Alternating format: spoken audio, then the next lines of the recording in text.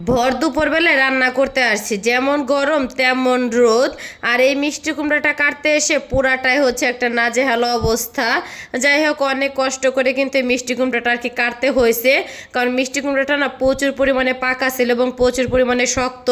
এর জন্য কাটতে যাই প্রায় আর কি নাজেহাল একটা অবস্থার মতন হয়ে গেছে আমার। তো মিষ্টি কুমড়াটা কাটার পরে কিন্তু মিষ্টি কুমড়ার কালারটা দেখে মনটা ভালো হয়ে গেছে, কারণ এত সুন্দর ছিল মিষ্টি কুমড়াটা। আর রান্না করে খাওয়ার পরে তো পুরাই আর কি ফিদা হয়ে গেছি, যেমন আঠালো ছিল তেমন আর কি মিষ্টি ছিল। যাই হোক, আর এই তো মিষ্টি কুমড়াটা আর কি হচ্ছে সুন্দরভাবে আর কি সাইজ মতন আমি কেটে নিলাম, যেহেতু পুরাটা আর কি রান্না করব না, যতটুকু রান্না করব তো সেই পরিমাণে আর কি কেটে নিছি আমি। তো আসসালামু আলাইকুম, সবাই কেমন আছেন? আশা করি ভালো আছেন। আমি আল্লাহর রহমতে অনেকটা ভালো আছি। এই তো এখানে কিন্তু হচ্ছে তেলটা গরম হয়ে আসলে তো পেঁয়াজ এবং কাঁচামরিচটা দিয়ে দিলাম, আর সেই সাথে একটুখানি আদা রসুন বাটাটাও দিয়ে দিলাম। তো সুন্দর করে কিন্তু এখন আর কি ভেজে নেব। তো প্রথমে ভাবলাম আগে হচ্ছে মিষ্টি কুমড়াটা আগে বসিয়ে আর কি দেই। আর পাশের চুলায় কিন্তু আমি অফ ক্যামেরা অলরেডি হচ্ছে আর কি মাছটা আমি ভেজে নিচ্ছি। তো একটুখানি ভাজি এবং মাছটা আর কি আমি রান্না করব আজকে। তো শুকনো যে মশলাগুলি দেওয়ার প্রয়োজন ছিল, তো শুকনো মশলাগুলি আমি দিয়ে দিলাম, সেই সাথে কিন্তু একটুখানি পানিও আমি দিয়ে দিলাম, কারণ মশলাটা যাতে না পড়ে যায়। আর এই তো মিষ্টি কুমড়াগুলি হচ্ছে এখন আর কি আমি ঢেলে দিব। আর মিষ্টি কুমড়ার ভিতরে কিন্তু তেমন আর কি পানি দিব না, যতটুকু পানি দিছি ওইটুকুই।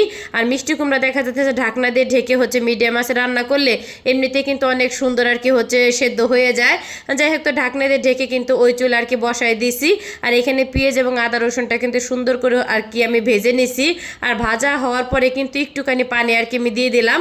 আর এখন যে শুকনো যে মশলাগুলি প্রয়োজন সেই মশলাগুলি কিন্তু এক এক করে আমি দিয়ে দিলাম। এখানে জিরা, ধনিয়া, হলুদ, মরিচ এবং স্বাদ মতন আর কি লবণটাও দিয়ে দিলাম। এখন সুন্দর করে হচ্ছে আর কি মশলাটা আমি একটুখানি কষিয়ে নেব। আর যে কোনো রান্নার ক্ষেত্রে কিন্তু মশলাটা সুন্দর করে আর কি কষাতে হয়। যাই হোক, আর এই তো মশলাটা কষানো হয়ে গেলে এখানে ধুন্দুল এবং আলুটা আর কি দিয়ে দিলাম। আর সেই সাথে কিন্তু বেশ কিছুটা হচ্ছে কাঁচামরিচও দিছি। আর ধুন্দুলের তরকারি না আমার কাছে খেতে অনেক অনেক ভালো লাগে। যাই হোক, তো একটুখানি আর কি পানি দেওয়া হয়ে গেলে তো নেড়ে চেড়ে হচ্ছে ঢাকনা দিয়ে ঢেকে তো বেশ কিছুক্ষণ কিন্তু হচ্ছে আমি রান্না করে নেব। আর এদিকে কিন্তু মিষ্টি কুমড়াটা হচ্ছে রান্না আর কি শেষের দিকে, তেলটাও কিন্তু উঠে আসছে।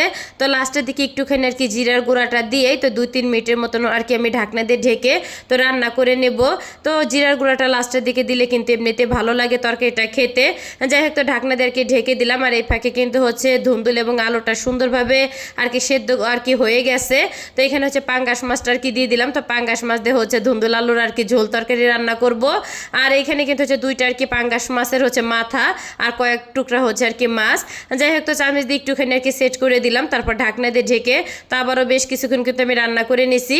আর এই তো লাস্টের দিকে একটুখানি হচ্ছে তো জিরার গুঁড়াটা দিয়ে নেড়ে চেড়ে হচ্ছে চুলাটা আর কি আমি বন্ধ করে দেবো, কারণ হচ্ছে তরকারিটা আমার রান্না করা হয়ে গেছে। একটুখানি আর কি ঝোল ঝোল রাখলাম, যেহেতু আর কি গরমের দিন একটুখানি ঝোল তরকারি খাইতে কিন্তু বেশি ভালো লাগে। তো এই তো আমার তরকারিটা কিন্তু রান্না করা হয়ে গেছে। আর এই যে মিষ্টি কুমড়া হচ্ছে ভাজিটা আর কি আমার হয়ে গেল।